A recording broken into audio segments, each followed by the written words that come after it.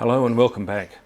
Recently I've been helping a friend who's just getting started in photography, and it occurred to me that now is a good time to revisit some of the basic concepts that we use in photography and have another look at them. And what we're going to do today is look at all aspects of exposure. What is correct exposure and what that definition really means? What does the aperture, shutter speed and ISO do to help your exposure on your images? And how to work with the various camera controls. So let's have a look closely firstly at aperture. So when we talk about exposure, there are a number of different definitions of what is correct exposure. The most common definition would be correct exposure is the exposure that gives the photographer the effect they wanted in their finished image. But for the purposes of this discussion, we're going to talk about exposure as being the best technical exposure, and that is the best amount of data that our sensor can record to give us latitude to adjust our image in the processing stage. And the first thing we're going to look at is the question of aperture. The aperture is quite simply the hole through the lens that lets the light onto the sensor. And when you have a lens like this that has a very wide maximum aperture, it allows a lot of light onto the lens. But if it is closed down or stopped down, it lets less light through. And that's one way that we control the amount of light getting onto the sensor. The second way that we control the amount of light getting onto the sensor is by use of the shutter speed, or the amount of time that the shutter is open, allowing light onto the sensor. And the third aspect that we'll cover a little bit later on is the ISO, or sensitivity of the sensor. A lower ISO setting requires more light to give the correct technical exposure, whereas a higher ISO requires less light. And the three aspects, aperture, shutter speed and ISO, are regarded as the three elements that adjust your exposure, and each of them has a different effect. So let's look closely at aperture. Now, on most modern lenses, you don't get an aperture control ring. All you do is get a focus ring and a zoom ring, and you have an indication of what is the widest aperture setting. And the confusing thing about aperture numbers is that the smaller the number, like f4, is the larger size opening, whereas the smaller aperture would be something like f22 or f16. Now, older lenses like this older Nikon lens has an aperture ring, and that shows the aperture settings. This one is a 1.8 lens, and that's designed to give a very wide maximum aperture, and this one allows you to go all the way down to f16, which is quite a small aperture. The confusing thing is with modern lenses, you can only see these settings when you're looking through the viewfinder, and we'll come back and talk about what these numbers mean and what they do in a second. But obviously different lenses have different maximum aperture ratings. This is another older Nikon lens, and it has a variable aperture because it's a zoom lens, and often zoom lenses have a variable aperture setting. At the widest angle of view, it has an maximum aperture size of 3.5, and at the longest zoom setting, it's 5.6, because if you had a very long lens with a very wide maximum aperture, you're getting into a very bulky piece of equipment. So let's look now a little more closely at what the different aperture settings mean. So what do these different aperture settings mean, and what do they do? Well, quite simply, the smaller the number, the larger the size through the lens, and obviously it lets more light onto the sensor. And if you use a smaller aperture, you're letting less light onto the sensor, which requires a longer exposure to get the correct amount of light onto the sensor. And so why would we change things? Well, the simple answer is a very wide aperture allows a lot of light onto the sensor, but it also allows only a very narrow depth of field, or depth of apparent sharpness on your image. So for instance, a 1.8 lens would have a very shallow depth of field, which means only a very small part of the image is going to be sharply focused. Whereas if we used a smaller aperture like the f16 or f11, more of the image is going to appear in focus. And this amount that appears in focus varies with the focal length of the lens, and a longer lens or a zoom lens has a shallower depth of field for any given aperture, and a wider angle lens has a greater depth of field for any given aperture. So the short answer is the aperture controls how much of the image appears to be sharp. So looking at things like the use of the aperture in our photography, you can see here using a very wide open aperture. In this case we've used f1.4, the widest aperture setting on one of those specialized lenses. You have a very shallow amount of the image in sharp relief and the rest of it runs out of focus, and it can be used for great artistic effect in plant photography and also in things like portraiture, where you may want to just focus closely on an eye or one aspect of your subject, and it allows you to run the rest of the image out of focus. But the downside is if you're not careful where your focus point is placed, such as in this image of the dog, I've actually focused on the nose, and using the very wide open aperture setting, the eyes are no longer in focus because of the shallowness of the focus area. So using a very wide open aperture can be a bit of a downside if you're not careful where you're focused.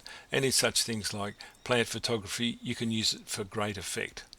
But then going to the other extreme, where we would want to use a smaller aperture number, like in this case f16, using a wide angle lens, a 16mm lens. This image, we wanted the foreground and the far distant areas to be sharply resolved in focus, and so we've used a small aperture, large number meaning a small aperture, to give the impression that the whole of the image is in sharp focus. And in things like this as well, where I've used a small aperture, very small aperture on a longer lens, to give me a slow shutter speed to allow for the blurring effects of water. But typically our aperture is used to control the amount of the image that appears to be sharply focused, and so you can vary this for a number of things. And typically in landscapes we want to have as much in apparent sharpness as possible so that we get the effect of being there. And just as a bit of a visual reminder, here's a chart showing the effect of the different types of aperture settings. So a wide open aperture, low number, f2.8, has a large diameter hole, allows lots of light through and not much depth of field or apparent focus. And as we stop our lens down to a smaller aperture size, we get a slower shutter speed because we've restricted the amount of light coming through, but we also have a greater apparent depth of field in our images. Now when it comes to looking at shutter speeds and how they vary, it's easier to look at the display on the back of the camera and have a look at how this works. Now shutter speed works in conjunction with your aperture and your ISO setting, and you can see here on the back of this camera we have a manual ISO setting of 100. We currently have an aperture setting of f4.5 and our shutter speed is 1/60th of a second. Now if we change our shutter speed and as we extend the amount of time that the shutter is open by making it a longer exposure, you'll see here that the camera is adjusting the aperture to a smaller value to compensate and keep the exposure setting in the right range. And this is using what's called shutter priority exposure, where you determine the shutter speed and the camera will adjust the aperture to compensate. And exposure settings traditionally were measured in what's called exposure stops or steps, where each full step was either doubling or halving the amount of light falling onto a sensor. These days with modern cameras, exposure is measured in 1/3 of a step increments. So for instance, if we're on an aperture of f11, one step different from that would be f8, and things like exposure time, 1/30th of a second, obviously one step halving that exposure time would be 1/60th of a second, and then halving that again would be close to 1/25th of a second. And there's a chart that I'll show you now showing how the different exposures and apertures work together to give the same exposure for a given ISO sensitivity rating. Another way to explain how exposure works is to use the analogy of a tap filling up a bucket. You could turn the tap on hard and fill the bucket up quickly, or you could turn the tap on slowly and take longer to fill the bucket. So for instance here in this example, if we said the equivalent of f2.8 is to turn the tap on very hard, a wide aperture, a large amount of light or water filling our bucket, we would only need a very small amount of time to fill the bucket. But if we were to close the tap off so it was just a trickle, with the equivalent of say f32, a very small aperture, letting a small amount of water or light equivalent into our bucket, and we would therefore need to leave the tap running for quite a long time to fill the bucket with the same amount of water. So this is a good way to think about how we need to make the right amount of light to get onto our sensor.